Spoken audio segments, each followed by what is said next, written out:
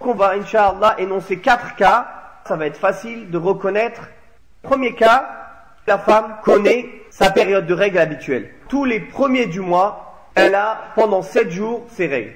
Cette femme-là, même si elle a du sang continu pendant des mois, tous les premiers du mois, pendant 7 jours, elle ne jeûne pas, elle ne prie pas. Après, elle fait les grandes ablutions et elle fait tout ce qu'une femme pure peut faire. Donc ça, Habiba, elle a demandé au prophète sallallahu alayhi wa sallam, et Aïcha, elle a dit, j'ai vu, elle était remplie de sang. C'est-à-dire, elle a un problème, ou bien une blessure, ou quelque chose qui fait qu'elle perd tout le temps du sang, ou elle est déréglée. Donc le prophète alayhi salatu wa sallam lui a dit, les jours où tu avais l'habitude d'avoir tes règles, arrête-toi, ne prie pas, ne jeûne pas. Puis, une fois que cette période est passée, fais les grandes ablutions et fais la prière. Le deuxième cas, c'est le cas où la femme ne connaît pas son habitude. Ou bien parce que c'est une jeune qui vient de commencer à avoir les règles, ou bien c'est une femme qui a oublié. Il y a 2 situations. Ou bien elle arrive à reconnaître, ou bien par la couleur, ou bien par l'odeur, ou bien par sa substance, c'est-à-dire qu'il est plus épais.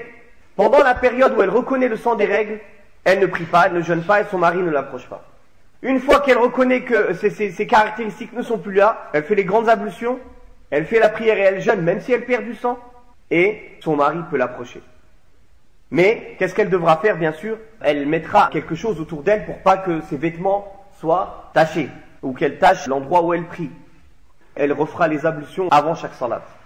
Le prophète alayhi salatu wassalam, dans le hadith sahih, il a dit quand c'est les jours des règles, elles sont noires, elles sont connues. Donc le hadith, il est clair sur cette question. Et dans un autre hadith, le prophète alayhi salatu wassalam, quand une femme est venue la voir pour se plaindre qu'elle avait tout le temps du sang, elle a dit, est-ce que j'arrête la salat? Il lui a dit non. Il a dit ça c'est juste une maladie et ce n'est pas des menstrues. Donc quand les règles viennent, laisse la prière et quand elles partent, lave-toi et recommence à faire la prière. Donc ces 2 hadiths montrent que pendant la période où elle reconnaît que c'est le sang des règles, elle devra arrêter de jeûner et de prier et son mari ne devra pas l'approcher.